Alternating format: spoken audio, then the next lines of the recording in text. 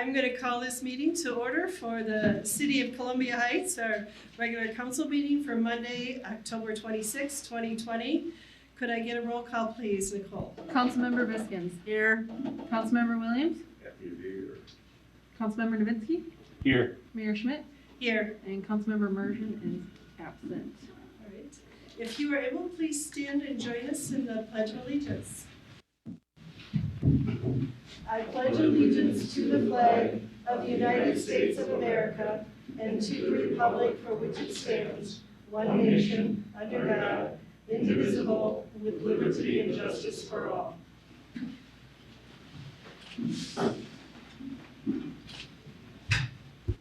Next, I'll read our mission statement.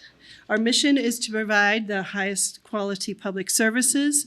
Services will be provided in a fair, respectful, and professional manner that effectively addresses changing citizen and community needs in a physically responsible and customer-friendly manner.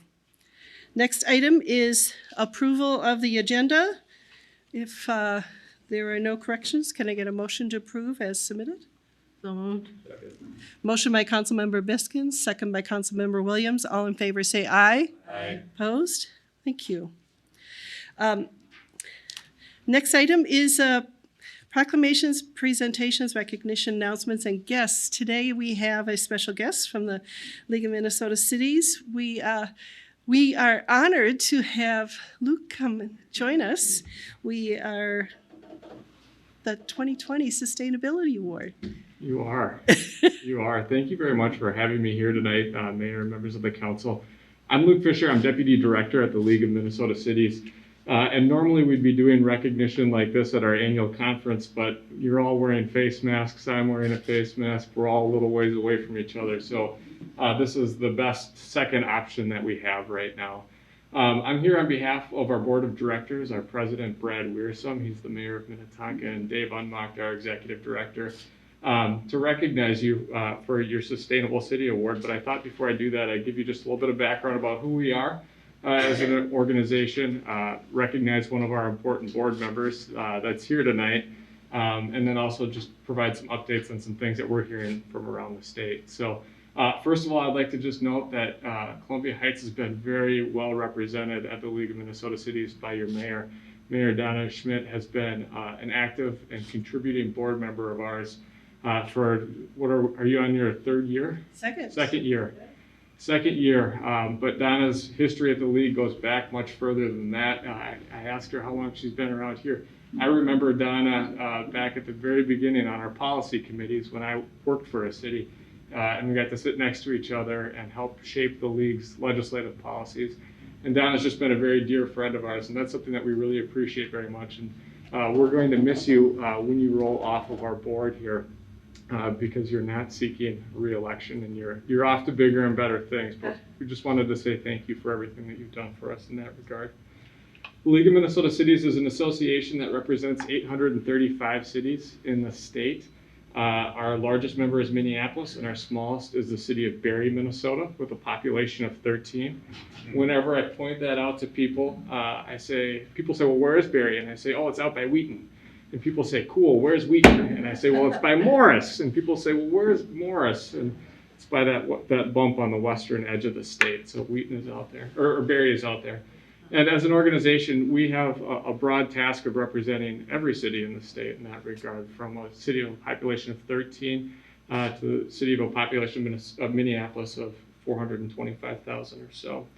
We're here to support you, and we want to make sure that you know that. You can call our research hotline anytime you want. If you've got a question about an ordinance or policy or anything like that. We do learning and development for elected and appointed officials, and that's something we're pretty proud of. We provide you and nearly all of our members insurance through our League of Minnesota Cities Insurance Trust. And through that, we're able to provide important services like crisis communication and conflict resolution and mediation. So that's all part of your member dues and services that we're happy to provide. One of the most important things that we do is we advocate for cities on behalf of the Capitol. And as I mentioned, I got to meet Donna through the policy development process. And all of our legislative policies are crafted by city officials that spend a lot of their time and give a lot of their time helping us make sure that we're honed in and we're on target with what we're doing in that regard.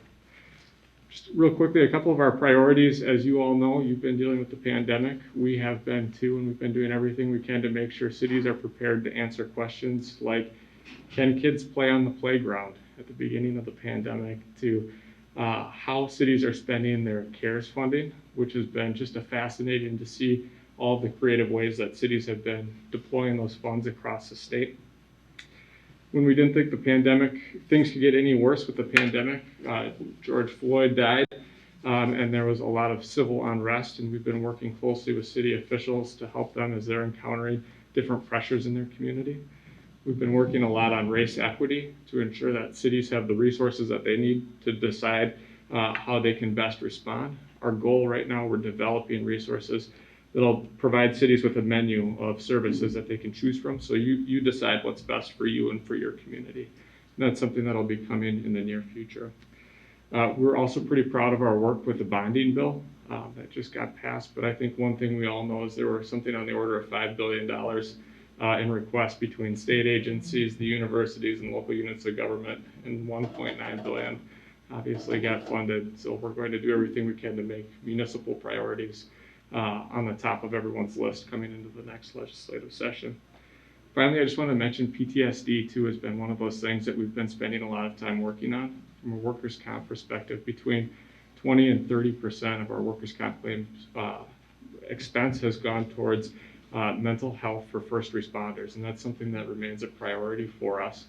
Not just because it's a financial thing or a financial impact for us, but it's because we know police officers and firefighters are parents, that they serve in their community, and that we want to get them back to normal and back to good health. So those are some priority areas for us.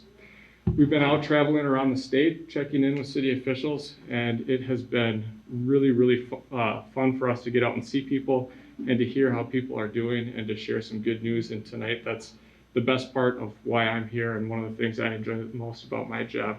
I get to present tonight, as I mentioned, the 2020 Sustainable City Award for your yard waste organics pickup expansion program.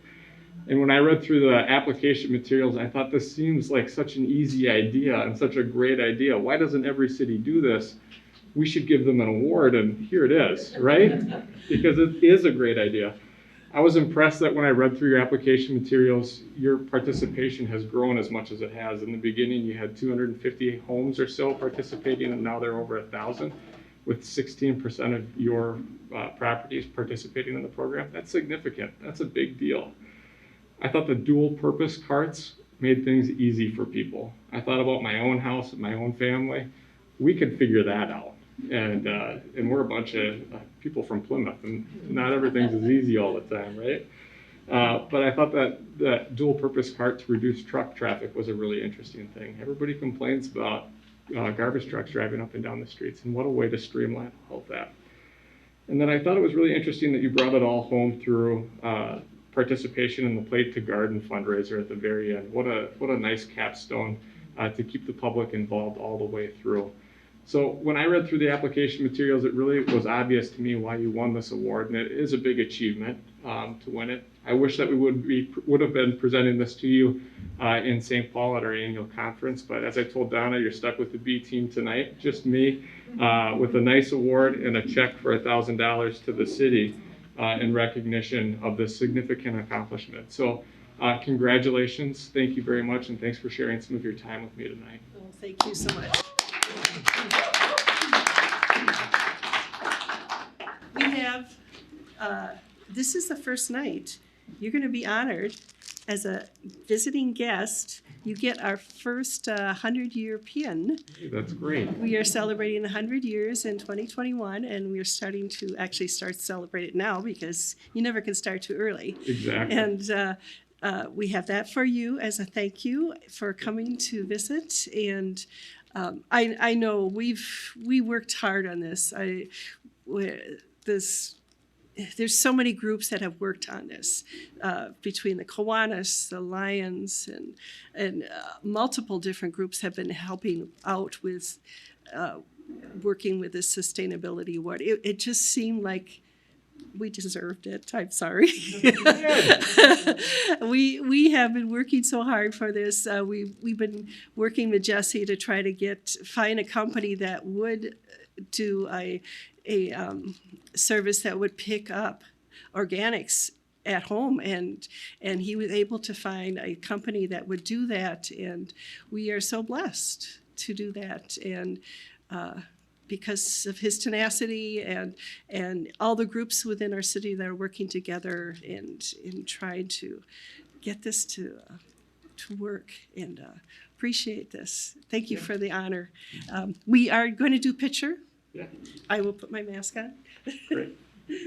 So, if the council can come forward, and let's stand up here and take a picture.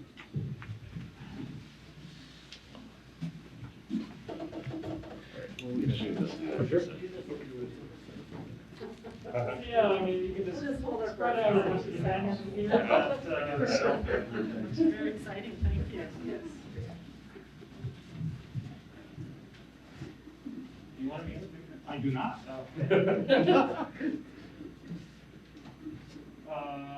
All right. So we got the word there. There's a lot of great smile jokes. Yes, that I've heard. yes, there are. And, so I got some on your Great, thank you.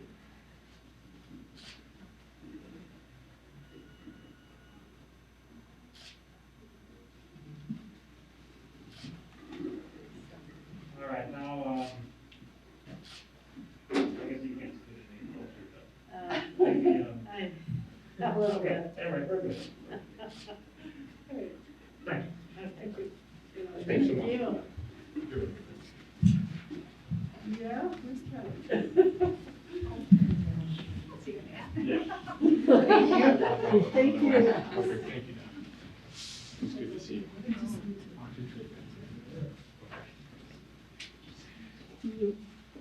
Let me give this to you.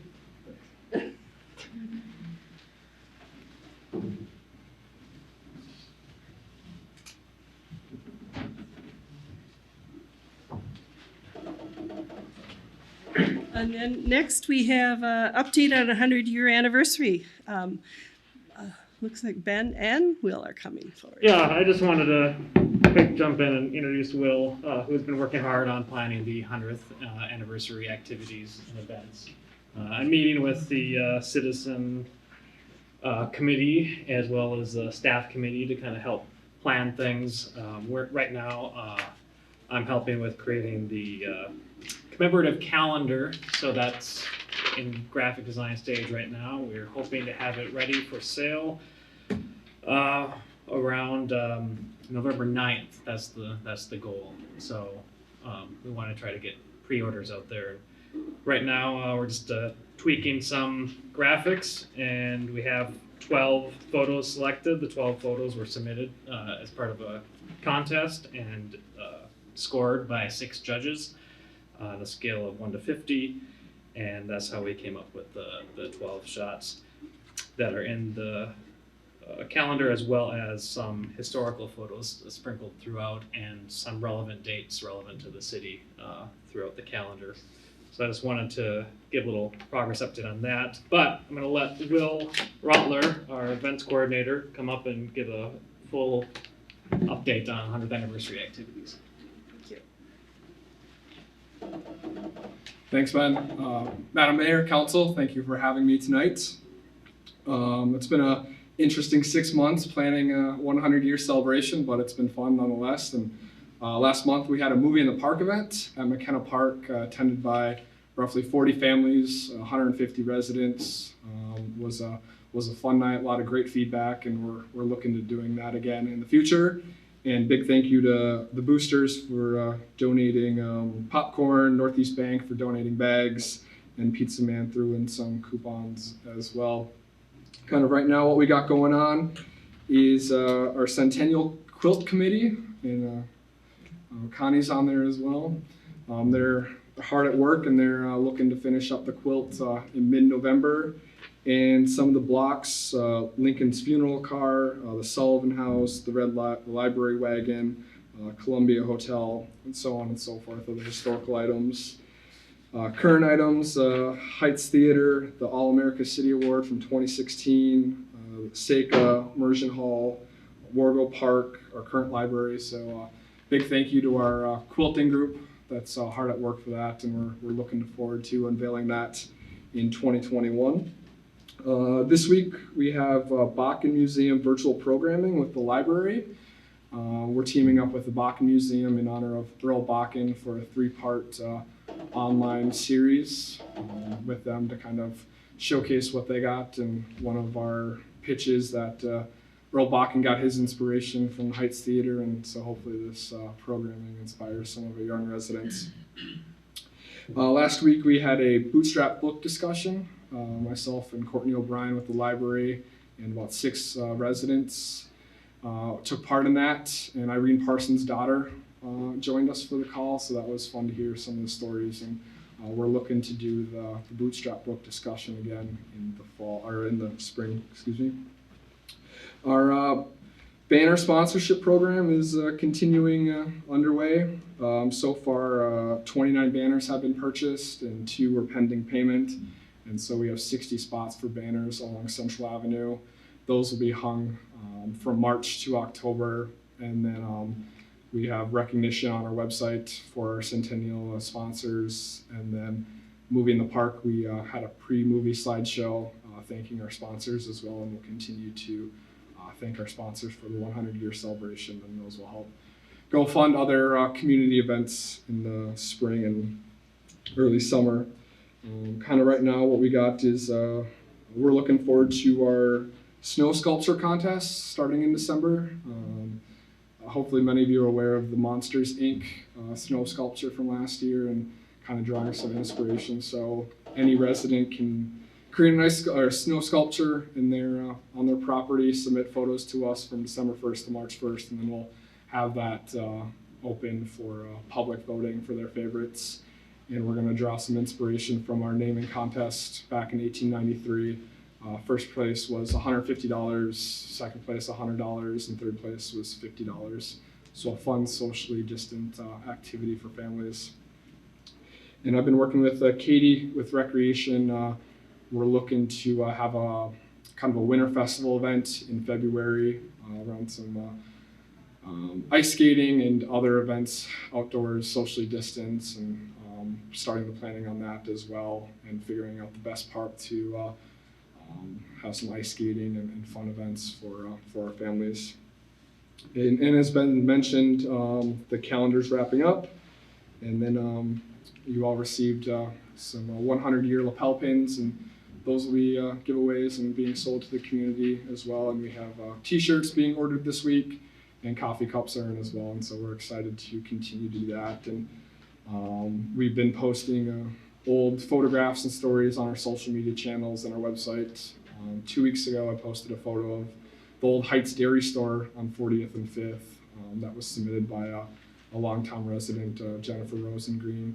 And so we're receiving more photos, so we're going to share the kind of Heights now and Heights then. So we're looking forward to continuing to do that throughout the year. And one other event we have scheduled, February 20th, Aaron Isaacs with the Minnesota Streetcar Museum will be giving a presentation. The streetcars were once a mainstay in Columbia Heights, and so he'll have, he's actually, he grew up in Columbia Heights, so he has a connection there. And so we're looking forward to working with Aaron in the Minnesota Streetcar Museum come February for an event. And then lastly, we finished up from feedback from the community and the city group, we finished up a poster of the splash pad, Replace Design, or Design Replace, who made the poster series a few years ago. We got working with them again, and they kind of, they made a new poster showcasing Columbia Heights in 2020 with our many diverse residents playing at our everyone's favorite splash pad. So we're excited to get that out to the community as well. Any comments? Thank you. Are you going to be giving us updates every month then? Yep, we can do that, yep. Great. That would be easy to do. Thank you. Good job. Thank you. All right. Next item is our consent agenda.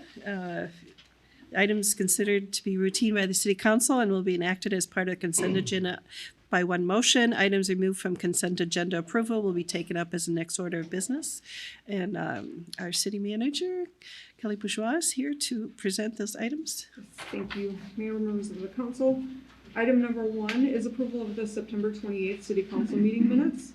Item number 2 is acceptance of the November 4th, 2019 Traffic Commission minutes. Item 3 is acceptance of the September 2nd, 2020 Library Board minutes. Item 4 is the final compensating change order and payment for the 2020 miscellaneous concrete project, and that's totaling $6,793.25. Item 5 is consideration of the attached rental license applications. Item 6 is approval of the business license applications, and item 7 is a review of the bills totaling $1,261,989.47. Can I get a motion to accept the items as presented? So moved. Motion by Councilmember Biskins, second by Councilmember Williams. All in favor say aye. Aye. Opposed? Thank you. Thank you. Next item is public hearings. First one is adopt resolution 2020-73 for abatement and, Kevin. Thank you, Mayor, members of the council. This was tabled from your September regular meeting to allow 30 days for us to work with the property owner and for him to allow him some time to complete the plans, obtain a permit, and begin work on the retaining wall. At 3821 Reservoir, that has happened. He has submitted engineered plans for the retaining wall. The building inspection department has issued a permit, and he has begun work on the retaining wall. And actually today, some of the retaining wall block, the large block, were delivered to the site. And I think for that reason, the intent of the abatement, he's really fulfilling what, at least what we were looking for on the site. So our recommendation is to table this until one of your meetings in May, probably the second meeting in May, just to allow time in case we do get a earlier winter, to allow time for the completion of the retaining wall. But he has certainly done what we've asked him to do and started on the retaining wall itself. Mayor? Okay, thank you. Does anybody from the council have any questions concerning this? This is good to hear that it is actually being done. I know in the minutes it had said that the blocks would be delivered this week, so I'm happy to see that was beginning of the week. Is there anybody here regarding this abatement that would like to speak?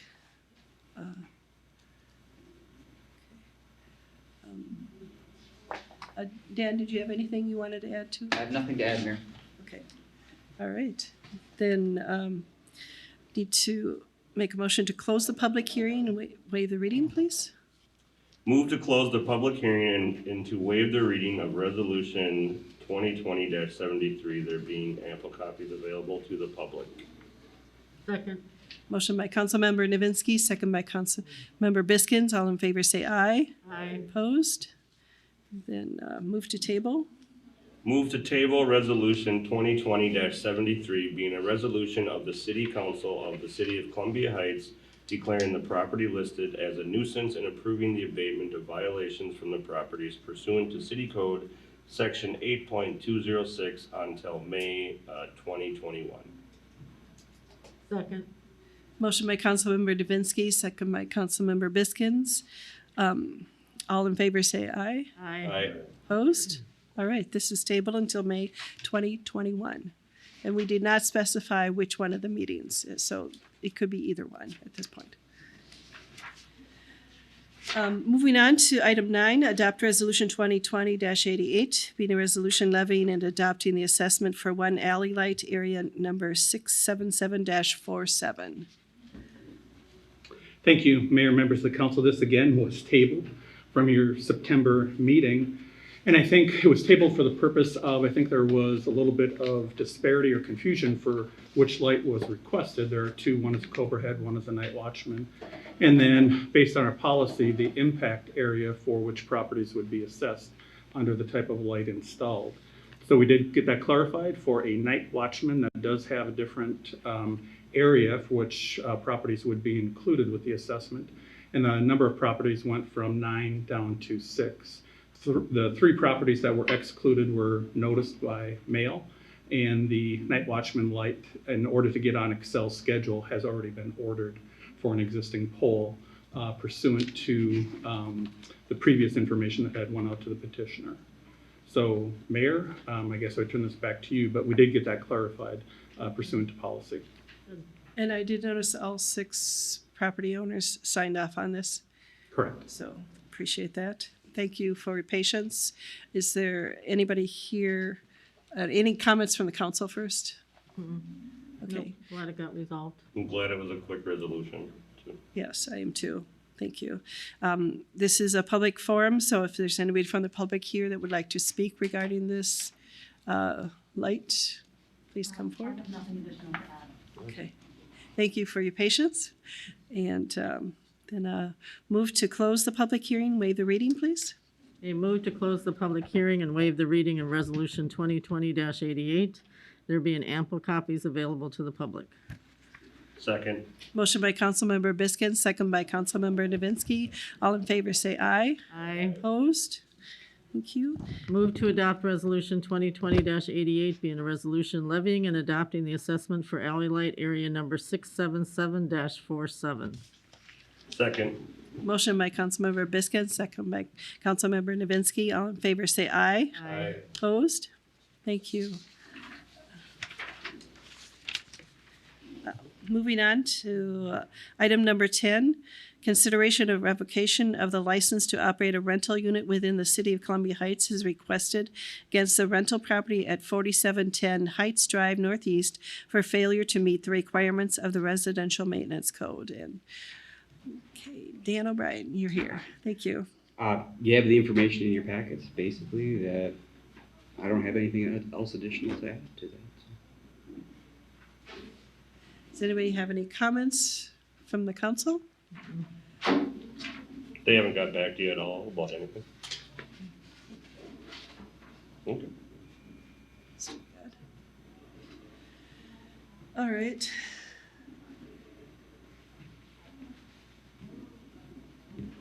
All right, this is a public hearing, so actually, it's not, but yes, it is. Is there anybody from the public here regarding this property at 4710 Heights Drive? Okay. All right. There are no comments, and can I get a motion to close the public hearing and waive the reading? Move to close the public hearing and to waive the reading of resolution number 2020-89, being ample copies available to the public. Second. Motion by Councilmember Novinsky, second by Councilmember Biskins. All in favor say aye. Aye. Opposed? Thank you. Then move to adopt. Move to adopt resolution number 2020-89, being a resolution of the City Council of the City of Columbia Heights approving revocation pursuant to City Code Chapter 5A, Article 4, Section 5A.408A of the rental license listed. Second. Motion by Councilmember Novinsky, second by Councilmember Biskins. All in favor say aye. Aye. Opposed? Thank you. Moving on to items for consideration. Next item is Business Relief Grant Program Grant Agreement. And Mitch is here to talk to us about this. You've been working hard on this. Appreciate it.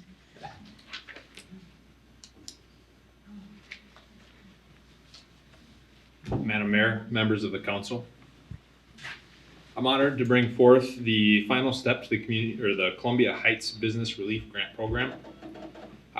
Before I dive into the details, I'd like to take a second just to recognize our partners, CMDC, those of which we have the underwriting contract with. Over the past 2 weeks, they've put in countless hours and have even worked over the weekend to assist the city and ensure that the program has maintained our tight timeline. They have simultaneously worked on Anoka County's program, other cities' programs, and Mike and Angel with CMDC have worked with community development staff to mire through tax documents and ensure that all the applicants we had, that we could work with them, and if they qualified, that they had everything they need to, take advantage of the grant program.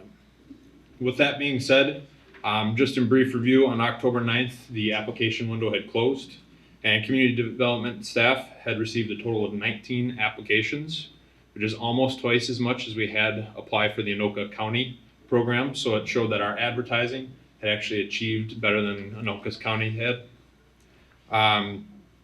Basically, our advertising focus was through Facebook and other electronic means, and then actually boots on the ground, going to businesses as many as we could, and then thankfully for you, actually talking to businesses and having them apply. It was very helpful. Of the 19 grant applicants, 3 of them did not qualify for the program, which left us with the 16 that you see on your sheet tonight.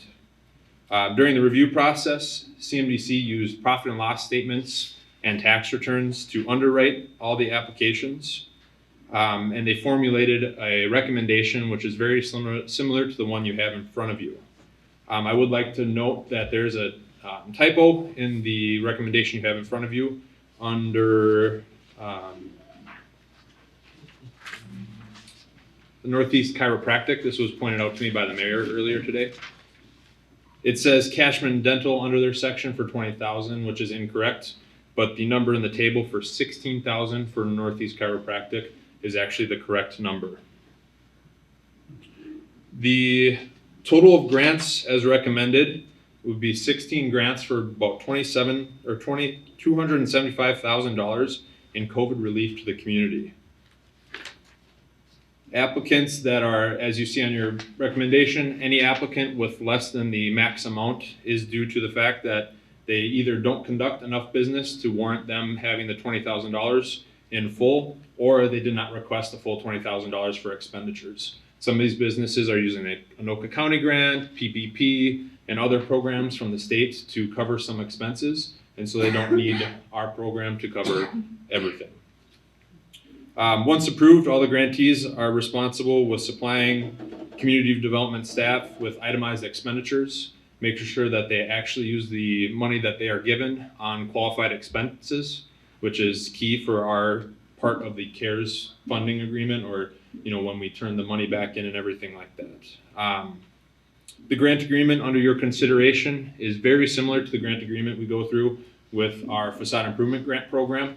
It has been reviewed by the city's legal counsel. And in conclusion, I'd just like to say over the past 2 weeks, I have spoken with every business that is on this list, and they are extremely grateful for just the ability or the opportunity that the city has afforded them of, even getting a little bit. Businesses are not doing so well right now, as many of you know. I mean, everyone knows, and so, they almost brought to tears sometimes when I talk to them on the thought of them having some assistance for for their businesses and everything. And with that, I can answer any questions. Thank you, Mitch. I appreciate you and your team getting out there and meeting with these people. They're part of our community. We want them to succeed. And if they don't succeed, we don't succeed. So we need to support them as much as possible. And it's great if we can go to the restaurant and order food, or go get your hair cut, but it doesn't cover all the costs that they are experiencing right now. The cleaning costs, the loss of wages, and there's so much that qualified for this, and appreciate you.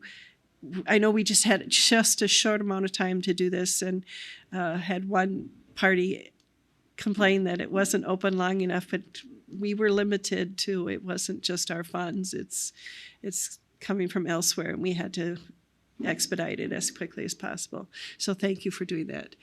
Councilmember Biscuits? Say thank you for reaching out and actually going out and knocking on the doors, because it's good for them to see that we care about them and that we're actually out there in their businesses and talking to them. I think means a whole lot to them. So thank you for that and all your hard work in putting this together. Mm-hmm. Councilmember Nabinski?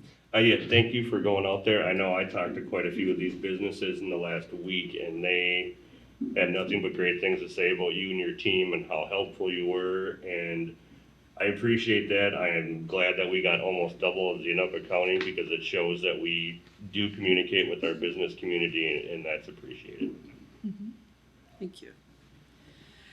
So If there are no further questions, can I get a motion to waive the reading, please? Move to waive the reading of Resolution 2020-90. There being ample copies available to the public.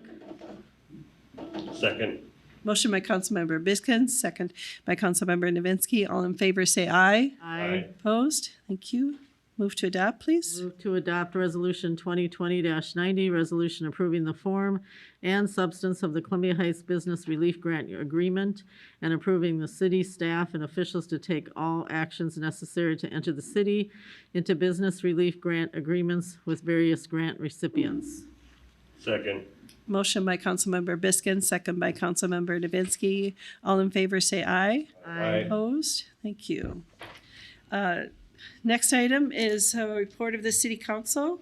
Councilmember Biskins, did you want to start? Sure. Last week was quite an interesting week online. I attended several Zoom meetings with the League of Cities. One was on, they did an update on the legislative update, police accountability. I also attended the economic outlook for the cities and a briefing from Governor Walz on Friday. I managed to get to the school board meeting person, and one of the exciting things is they're gonna get a new boiler for Valley View Elementary. I don't know how many people out there are aware, but Valley View and the middle school share a boiler. And this boiler runs from the boilers in the middle school, and it runs through a pipe into Valley View, straight under the librarian's desk. So right now in that library, it tends to be about 80 degrees, and she can't move her desk because it's screwed to the floor. So she wears summer clothes in the library, so she's gonna be really excited, and the students that attend her library are gonna be excited to have a little bit cooler library. I also planted garlic in our food forest in Lomiaki, attended Shelby Timbers swearing in. I also watched the MWMO's North Columbia Gulf Course Stormwater Project presentation. A lot of our stormwater, some of it goes into that golf course.